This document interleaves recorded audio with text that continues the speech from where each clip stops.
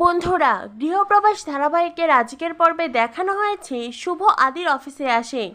আদি ল্যাপটপে মোহনার জন্য গাইনি ডক্টরের সন্ধান করছিল, কারণ আদি তার চেনা পরিচিত ডক্টরের কাছে মোহনাকে নিয়ে যেতে পারবে না। তবে তো আদি ধরা পড়ে যাবে, কি পরিচয়ই বা দিবে, আর শুভই সব কিছু জানলে সেই বা কীভাবে রিয়্যাক্ট করবে। আদি মোহনাকে নিয়ে ভীষণ চিন্তিত। মোহনার শরীর, তার সন্তান, অন্যদিকে শুভকে এই কথাগুলো বললে বা শুভ এই কথাগুলো জানলে কতটা আঘাত পাবে, এই সব কিছু নিয়ে মানসিকভাবে ভীষণ ডিপ্রেশনে আছে আদি। তখনই পিছন থেকে শুভ এসে আদির চোখ ধরে। আদি বেশ চমকে ওঠে। শুভ বলে, আদি কি হয়েছে তোমার? আদি বলে, না মানে তোমার তো এখানে আসার কথা ছিল না শুভ, তাই।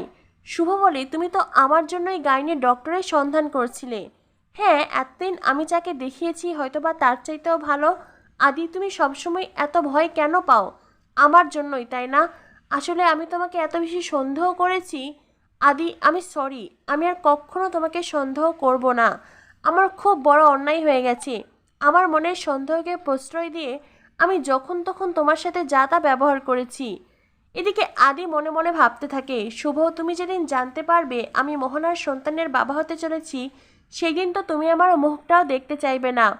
শুভ, আমি তোমার বিশ্বাস ভরসা সব কিছু ভেঙে চুরমার করে দিয়েছি। তুমি নিজের চাইতেও বেশি আমায় ভরসা করতে, আর আমি কি করলাম শুভ? না না, আমি এটা ভাবতেও পারছি না। এদিকে আদি মনে মনে ভাবে সে শুভকে সব সত্যি জানিয়ে দেবে, কারণ শুভ একদিন না একদিন এই সব সত্যি জানতে পারবে। সেদিন আদিকে আরও বেশি করে ভুল বুঝবে। তাই আদি চায় শুভকে আসল সত্যি জানাতে। আদি শুভকে সেই সত্যিটা জানিয়ে দেয়, যেটা শুনে শুভ খুব আঘাত পায়। আদি শুভকে বলে, আমি মোহনার সন্তানের বাবা হতে যাচ্ছি। শুভর চোখ বেয়ে জল ঝরে। তখনই কাকুমনের ডাকে আদির হুঁশ ফেরে। আসলে আদি মনে মনে ভাবছিল সেই শুভকে কথাগুলো বলবে, কিন্তু এখনও বলে উঠতে পারিনি। আদি মনে মনে ভাবে, আমি এত সময় শুধু কল্পনাই করে যাচ্ছিলাম। কিন্তু শুভ, আমি কবে তোমাকে এই সত্যি কথাটা বলতে পারবো? আর সেদিন তুমিই বা কী করবে? এরপরেই শুভ কাকাই, ঋদ্ধি, আদি, মেজিকা সবার সামনে জিনিয়ার সেই কথাগুলো বলে আর সেই প্রমাণগুলো দেখায়। আকাশকেও সেখানে আসতে বলে। সবাই সব কিছু শুনে জিনিয়াকে ঘৃণা করে। রূপস বলে, আমি তো ভাবতেই পারছি না এইরকম একটা মেয়ের সাথে আমার ছেলের বিয়ে, আমি এখন কি করব? শুভ তখন একটা প্ল্যানের কথা বলে। রূপস বলে, কিন্তু এতদিন অপেক্ষা করব সব কিছু জেনেও আমার ছেলের জীবনকে শেষ করে দেব?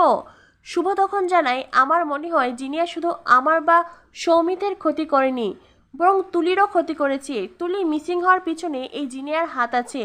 সবাই তখন শুভর কথা বুঝতে পারে। তো বন্ধুরা, কি হতে চলেছে গৃহপ্রবেশ ধারাবাহিকে? পরবর্তী আপডেট পেতে আমাদের সাথেই থেকো। ধন্যবাদ সবাইকে।